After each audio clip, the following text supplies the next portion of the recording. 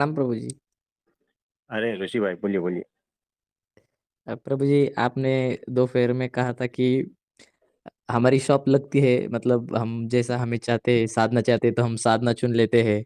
पर प्रभु जी, हाँ आपने जी। कहा था कि इस बार मौका है कि हंसते खेलते ब्राह्मी स्थिति को प्राप्त हो जाना है, मतलब होगा।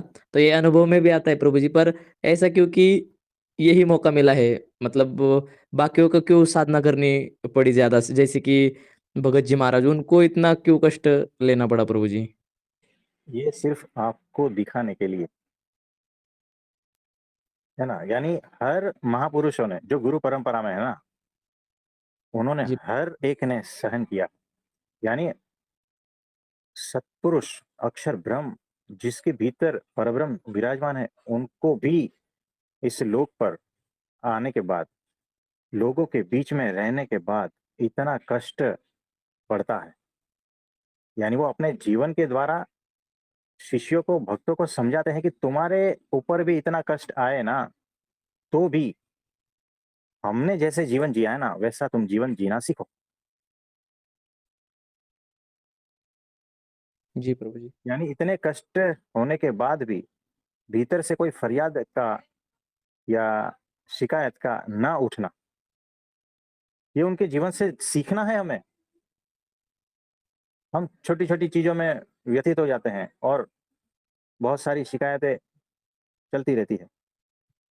तो आप ये देखो ना, सत्पुरुष से सीखना क्या है ना? तो सत्पुरुष अपने जीवन से आपको सब कुछ सिखाना चाहते हैं। नहीं तो मुझे बताओ, यूट्यूब पे खोलोगे ना, आपको हर क्वेश्चन का आंसर मिल जाएगा कि जीवन किस तरह से जीना है, ये है, वो है। प्रैक्टिकल कहाँ है? सलाह तो बहुत मिल जाएगी आपको कि आपका जीवन ऐसा है तो इस प्रकार से जियो, है ना? सलाह मिल जाएगी, क्या नहीं बताओ। जी प्रभु जी। लेकिन वो प्रैक्टिकल आपके सामने है क्या? आप जिस गुरु को इतना हद से बाहर प्रेम करते हो, उनके जीवन से आपको सीखना है। और ये बहुत आसान हो जाता है, ये सीखना। क्योंकि गुरु ने ये सारा कुछ किया हुआ है। इतने तकलीफों के बाद भी उन्होंने ये सारा कुछ जी कर दिखाया है। और आपको गुरु से प्रेम है ना, तो उसका जीवन पूरा का पूरा आपके भीतर उतर जाएगा। और यही जो है वजह से आपकी वो ब्राह्मी स्थिति आसान बन जाती है ना। सलाह किसी की सुन के कुछ नहीं होता है, प्रैक्टिकल चाहिए। तो वो गुरु परंपरा में दिखाया है। क्योंकि सिर्फ शारीरिक कष्ट की बात नहीं है यहाँ पर। यहाँ पर सिद्धांत जो है ना, उसको दृढ़ करने की बात है। यानी देखो, भगत जी महाराज ने इतना कष्ट होने के बाद भी अपने गुरु को नहीं छोड़ा। ये क्या दिखाता है? गुरु में निष्ठा दिखाता है। ये जो गुण है ना, वो कौन से लेवल तक जाता है, ये प्रैक्टिकल आपके सामने जो है ना, ये उदाहरण आपके सामने है। अब जो है ना, ऐसा उदाहरण आपको दुनिया में नहीं मिलेगा। वो सारे एग्जाम्पल सेट करके गए हैं। जो जो चीज कहो ना अध्यात्म में, उसका जो टॉप लेवल होता है ना, वो सारे टॉप लेवल जो है ना सेट करके गए हैं सभी गुरु। इसीलिए उसके मुकाबले में और कोई गुरु आता नहीं। आपने जीवन चरित्र नहीं पढ़ा। जैसे जैसे सबके जीवन चरित्र पढ़ते जाओगे ना, तो आपको पूरा अंदाजा आएगा कि ये है क्या, है ना। ये बात है। जी प्रभु जी, और प्रभु जी आपने अभी मतलब एग्जैक्टली जो भीतर भाव आता है ना, वो बताया कि प्रभु जी ये जीवन चरित्र जब सुनते हैं, मतलब आपने बताई स्टोरी, ये सुनने के बाद और ये इतनी प्रैक्टिकल है, और वो भी मतलब जो भीतर अहंकार बैठा है उसको, वो तो आदमी की तरह ही हर चीज को, मतलब जो आदमियों के साथ जो घटता है वही पकड़ता है, हम्म, मतलब जो हमारे हम्म, जैसा कोई होगा। तो प्रभु जी ऐसा होता है कि कोई शिकायत भीतर से उठती नहीं है, क्योंकि ये चीज अगर दिल में या जहन में बैठ जाती है कि अरे उन्होंने इतना सा है कि तुम्हारी तो क्या औकात है, वो भगवान के साथ में थे, तो मतलब अहंकार का मुंह उठाने का मतलब हिम्मत ही हाँ, नहीं करता है कि कैसे आगे बोले। अरे वो उन्होंने साक्षात ये करा है, तो तुम्हें तो चलना ही है, फिर भटकने के चांसेस, मतलब प्रभु जी ना, मतलब नहीं, संभव नहीं रह जाती कि हम भटक जाए कहाँ पर, इधर या उधर।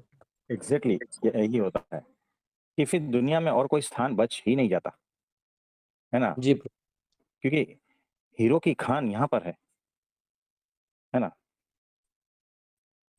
तो और गुरु से मुझे इतना प्रेम है और उनके जीवन में ये सारा कुछ दिखा के गए हैं, तो फिर मुझे कोई आर्ग्यूमेंट नहीं उठती भीतर से, कोई अहंकार नहीं उठता, कोई क्या कहे, तर्क वितर्क ये वो सब कुछ नहीं उठता। सीधा वो स्थिति में चले आते हो आप, जी है ना? प्रभु जी।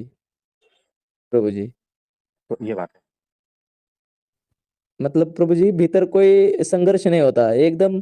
जैसे कि अभी बात चल रही थी ना प्रभु जी, जैसे कि समझदारी बढ़ जाती है हाँ, तो ऑटोमेटिकली यहाँ पर ये सुनने के बाद प्रभु जी समझदारी पीक पर चली जाती है एकदम। कोई भीतर इस या हवा हिलना ही नहीं होता, फिर शांत हो जाता है सब अंदर। बराबर है। तो एग्जैक्टली यही होता है। तो यहाँ जी पर जो है ना, हमारे गुरु जो है ना, गद्दी पे बैठ के प्रवचन नहीं फाड़ते, है ना? आपने देखा होगा, बहुत सारे अलंकार धारण करके बहुत सारे बड़े बड़े गुरु जो है ना, गद्दी पर बैठ के अलंकारिक भाषा में भाषण फेंकते हैं, फाड़ते हैं, है ना?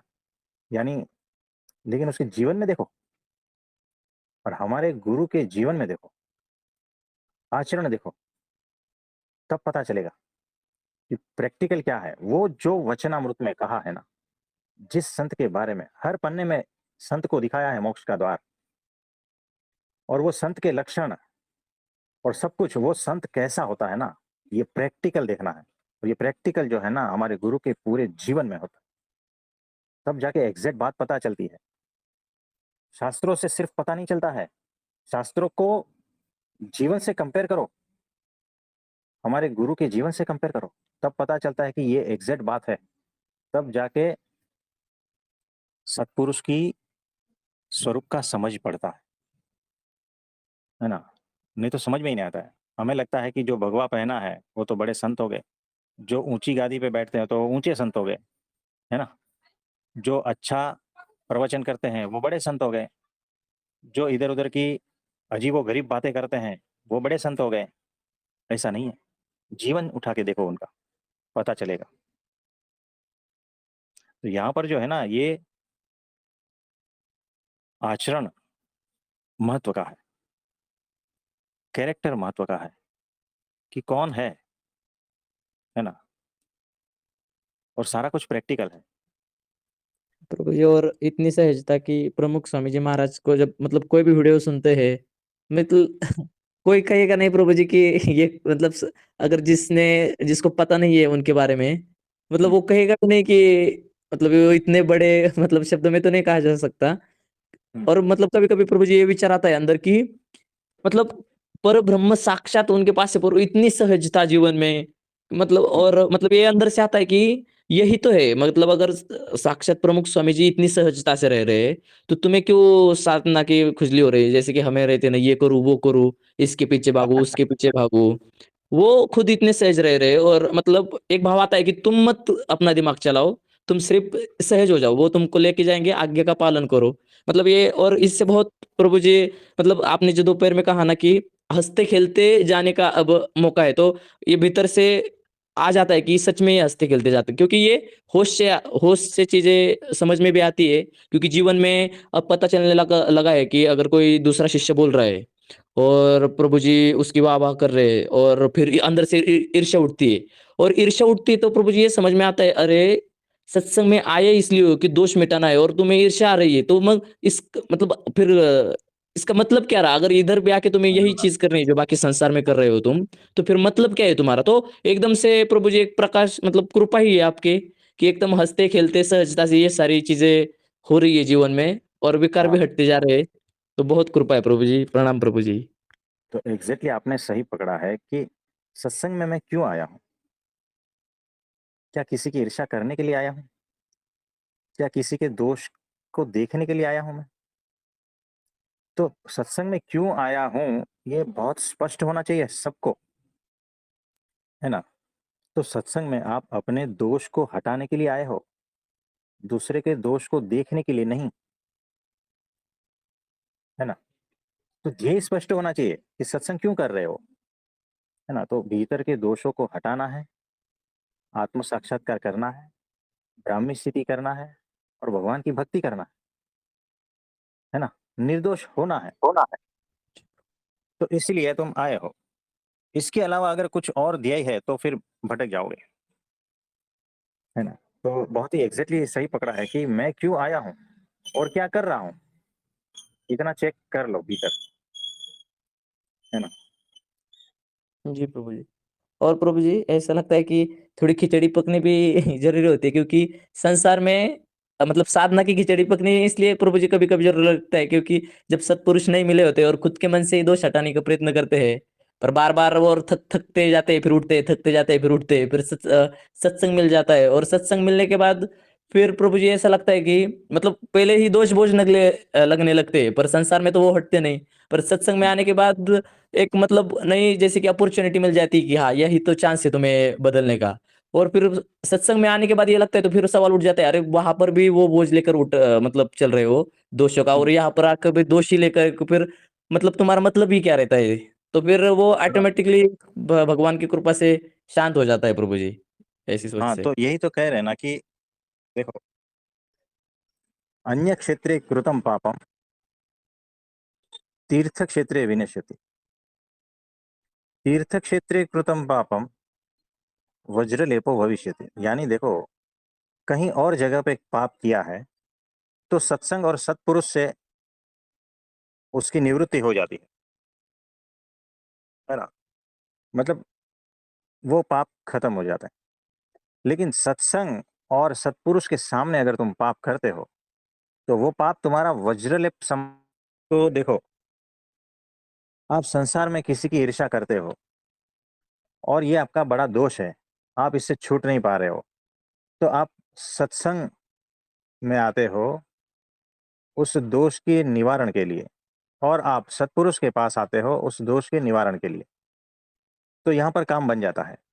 लेकिन अगर यही दोष आपको नहीं हटाना है सत्संग में आने के बाद भी और सत्संगियों का आप ईर्ष्या करते हो, सत्पुरुष से ईर्ष्या करते हो, उनके दोष ग्रहण करते हो, तो ये जो आपका दोष है ना, अब मिटने वाला नहीं है।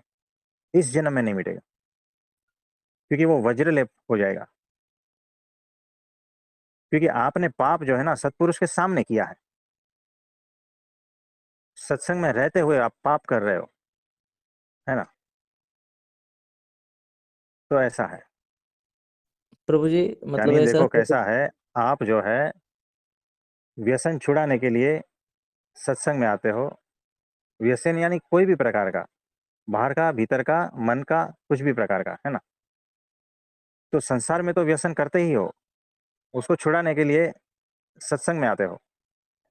लेकिन सत्संग में भी यही व्यसन चालू रहेगा और सत्पुरुष की सुनोगे नहीं, तो फिर ये कोई बचा नहीं पाता है। आप समझे? जी प्रभु जी। और कुछ पूछना चाहते हो? नहीं प्रभु जी, प्रणाम प्रभु जी। हाँ जी, प्रणाम।